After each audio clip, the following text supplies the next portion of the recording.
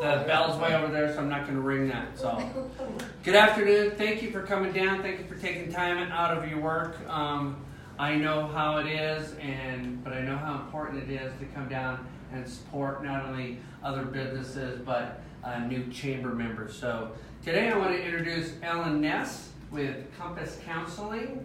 Got a new practice here. He's got a little bit of history, well, a lot of history in counseling, but fairly recent in your own practice. Mm-hmm. Wow. So, Ellen, I'm just going to turn it over to you and let you go with it. Thank you. Thank you very much. And thank you for coming. I really appreciate the support of the chamber, and I'm happy to be a member, and I'm looking forward to having a long association with the group. Thank you so much. This is my wife, Mary. Mary knows everybody. I've been married to Mary for a little over 2 months, and I noticed right when we first started dating, she knows everybody. And she knows everybody. Everybody knows her. I came back into counseling late in life. I was in my 50s. I had done everything from aviation to sales to insurance work, and went into recovery. I had a pretty bad drinking problem, and I got better and stayed better. And so I decided I'd get a degree in counseling and start doing it. And I worked for Pete for about 6.5 years, and so I kind of have a dog in the fight, and decided to work in. And it's been rewarding. I've only been doing this now for about 2 months. About the same time I've been married, and so I've been drinking from a fire hose lately. There's a lot of stuff happening at once. But I will tell you without hesitation that when you start into your own business and start doing this on your own, you cannot do it without the support of family and friends. And I will tell you that Mary has been instrumental in helping me get this thing going. She has talents and experience in social media and marketing that I just don't have. And being a counselor, I kind of live inside of my own head. And so she gives me a swift kick in the butt every time, moving in the right direction. So thank you. I love you. And anyway, I've got an office upstairs. I don't know, I feel like I want to sell this environment a little bit. I looked at a lot of spaces before I picked this one, and this is a great environment for me. Rose kind of is the gatekeeper. She can hold my clients in confidentiality and in some comfort until I get down to see them. And I have phone support here, and it's a wonderful environment. It's private, and so I can keep confidentiality. And also, it's a nice environment for me to work. I have a break room, and it's wonderful. I love being downtown. And anyway, that's my story, and I'm sticking to it. I will answer questions if you have any. I've noticed the confidentiality. That is a good idea because you don't know why somebody may be walking in here, but if you see peak wellness, well, you kind of know, especially if somebody's uncomfortable with something like that. So this is a neat idea to do it this way. It works out great. I'm Alan. I'm not Compass, so it's not good to create an issue. So I'm anybody that wants to come up and see where the magic happens, I'll show you. So what type of counseling do you do, and do you specialize in any one area? Thank you for bringing that up, and I neglected to talk about that. I do dual diagnosis counseling, and that's people that have a mental health issue along with a substance abuse issue. My credential is more specifically geared towards substance abuse and addiction issues, and that can be everything from gambling, sex, internet, that type of thing, and up to including substances. But I also do counseling for people that have bipolar issues, depression, anxiety, and things like that. One thing that I really wanted to emphasize in my practice was crisis management.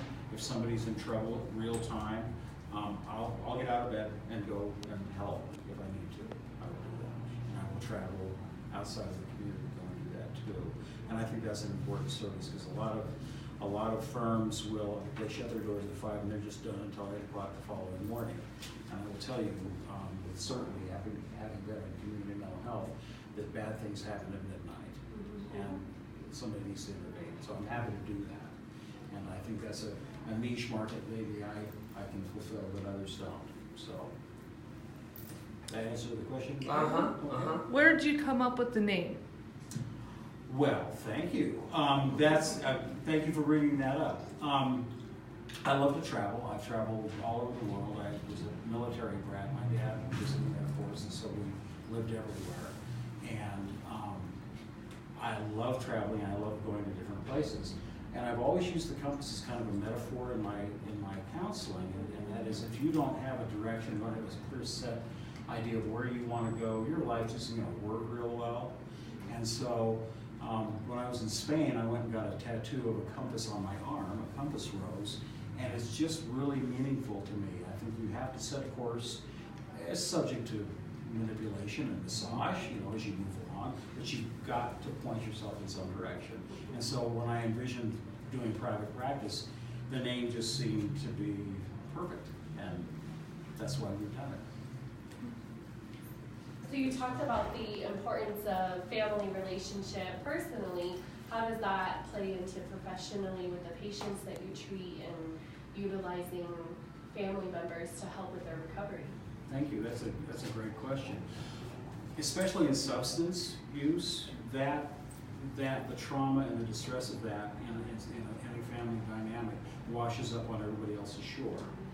Okay, so everybody kind of gets that disease as a family unit.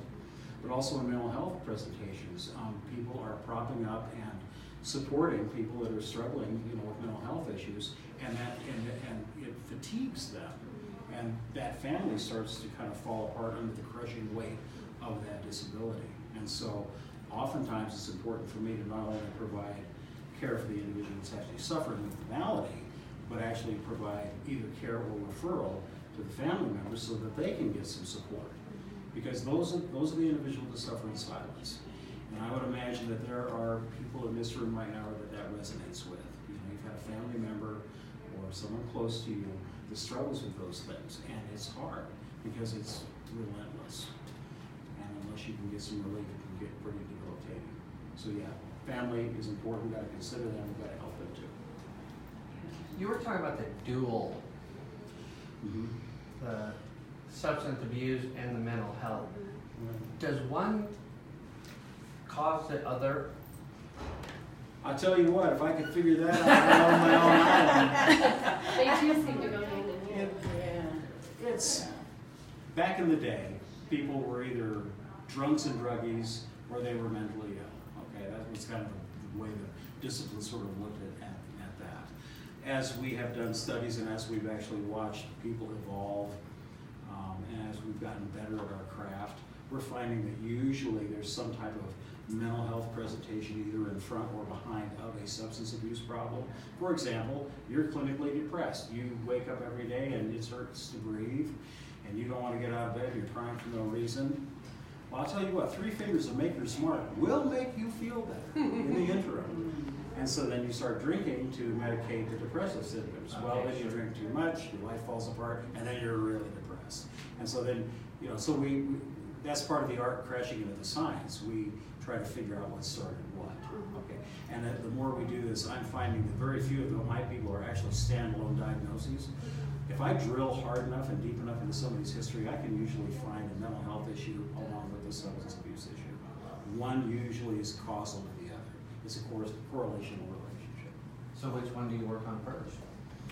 You work on the one that causes the most damage first. Okay. Okay. If you've got somebody that does not have the active choice to not take a drink or a drug that day, we're going to work on that.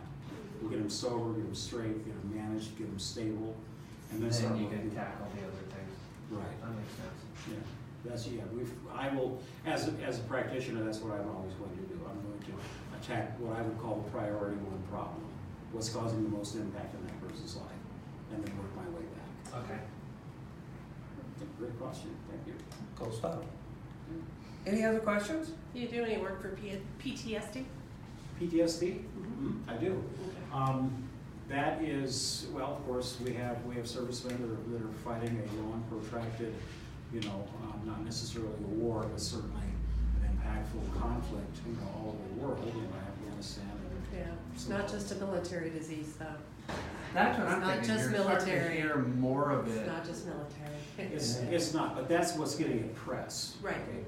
And so PTSD can come from any number of trauma sources. It can come from death of a close family member, car accident, victim of crime, or combat-related issues, things like that. And PTSD is fairly easy to diagnose, and it's actually fairly straightforward in its treatment. And we're finding that I love this. It's kind of the tip of the spear right now. Is they're training canines to be PTSD alerters and responders to kind of get that individual who might be becoming emergent in a PTSD flashback situation where they might become combative or shut down. That dog will alert to that affect in that individual. They'll sort of smell it coming, and they will actually butt up against that individual, up against their leg, and actually kind of force them to sit down and sit still. And what that does is that telegraphs to people around that individual that this individual is suffering with like a flashback and needs some immediate mental health. And I think that's really, really cool. Yeah, I talked with a gal, her dog felt something coming on, dragged her out of church. Yeah. And it just took off, almost literally pulled her out of her chair Nice. to get her out of that situation. So, it's amazing stuff. Good stuff. It really is. Do you do anything like support groups, or is that what's on the horizon for you?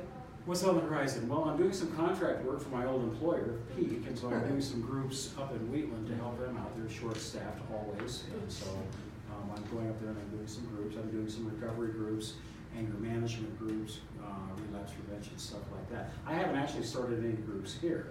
I'm trying to build kind of an individual caseload here, kind of tailor that, and I'm doing a lot of work at the jail. I do a lot of evaluations of people that are incarcerated, and they need to have some kind of a testing instrument done to see what level of care they might need. And judges love that. If the client comes in on a drug possession charge rather than jail, the judges would like to have a treatment option and divert them from going into incarceration long term. And so I do a lot of that. But groups, for me, I love to run groups. I think they're great. I like a group that will storm together and they get work done when they do that. And my hope is I'm going to work in conjunction with a colleague, and we're going to probably start some intensive outpatient substance abuse groups, probably within the next 30 days. And we'll actually do them here. We'll actually commandeer this room and room downstairs. This is probably, you can't see in here at night. And we will have people here after hours and do groups. So yeah. So this environment really is good for me. It is. So Yeah. Cool. Picture time? Let's do it.